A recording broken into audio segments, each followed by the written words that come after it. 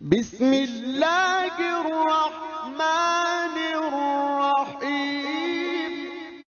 عبادت کی اللہ کے ہاں قبولیت کی شرط لازم ہے اخلاص۔ اخلاص نہیں ہے تو عبادت قبول نہیں۔ اخلاص کی ضد کیا ہے؟ ریا۔ ریا کہتے ہیں دکھاوا، دکھانے کے لیے کام کرنا۔ سمعہ، سنانے کے لیے، لوگوں کو سنانے کے لیے کہ یہ کام میں نے کیا ہے تاکہ لوگ سن لیں اور لوگوں کو معلوم ہو جائے کہ ہم یہ تو بہت ہی اللہ تعالیٰ کے جو ہے بڑے پہنچے ہوئے آدمی ہیں۔ اس کے ضمن میں اب آپ ایک پہلے حدیث سن لیجئے، مسند احمد ابن حنبل کی ہے اور مشکات کے حوالے سے، باب الریا والسمعہ، مشکات کا جو ہے اس میں یہ حدیث موجود ہے۔ حضور فرماتے ہیں من صلی یرائی فقد اشرک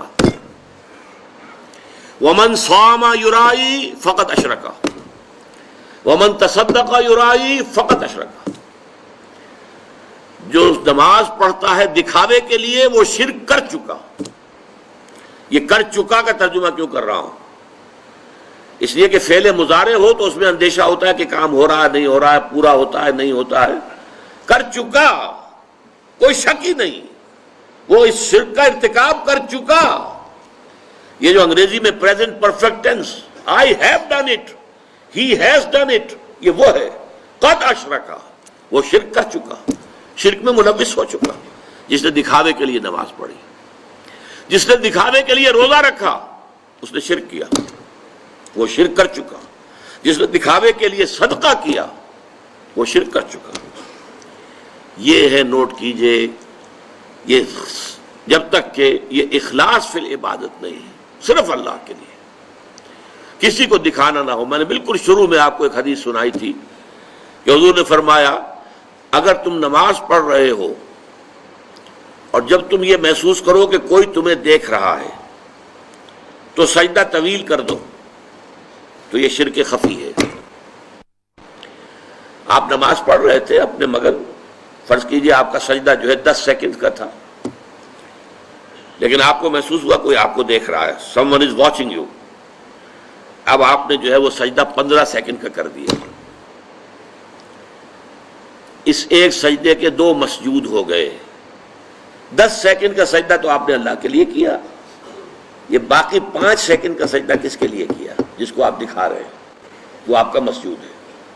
یہ شرک خفی۔ اس لیے ابتدا میں جو میں نے کہا تھا کچھ شرک جلی ہوتے، کچھ شرک خفی ہوتے۔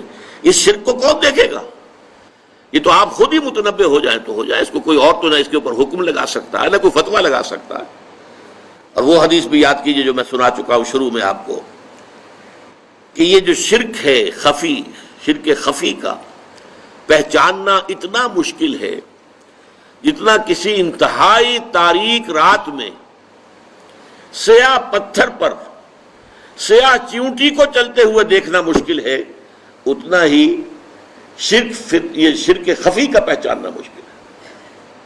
رات تاریک اندھیری رات، اور اس میں سیاہ پتھر کے اوپر سیاہ جو ہے چیونٹی چل رہی ہے، اس کا دیکھنا کتنا مشکل ہوگا۔ اس حوالے سے نوٹ کر دیجئے، قرآن مجید میں 3 مقامات پر یہ بات واضح کی گئی ہے کہ جو بھی نیکیاں، جو بھی خیر کے کام، جو بھی عبادت خداوندی کے کام لوگوں کو دکھاوے کے لیے کیے جائیں تو ان کی مثال کیا ہے؟ سورہ ابراہیم میں فرمایا مثل الذین کفروا بربہم اعمالہم کرماد اشتدت بہ الریح فی یوم عاصف۔ یہ جو نیکیاں لے کر آئیں گے، ریاکاری والی نیکیاں اور دکھاوے والی نیکیاں اور سمعہ والی نیکیاں، ڈھیر کے ڈھیر ہوں گے، لیکن ان کی مثال ایسی ہوگی کہ جیسے راکھ کا ایک ڈھیر ہو اور ایک تیز ہوا چلے اور اس پوری راکھ کو بکھیر کے رکھ دے، اس کی کوئی حقیقت نہیں ہوگی اللہ کے یہاں۔ سورہ نور میں فرمایا والذین کفروا اعمالہم کسراب بقیعۃ یحسبہ الظمآن ماء۔ جو لوگ ایمان حقیقی سے، حقیقی ایمان سے محروم اور نیکیوں کو کام کر رہے ہیں، ان کی یہ نیکیاں جو ہے سراب کے مانند ہیں، جنہیں پیاسا سمجھتا ہے کہ پانی ہے، حقیقت میں پانی نہیں ہوتا۔ قیامت کے دن آ کر کھل جائے گا، کوئی نیکی نہیں۔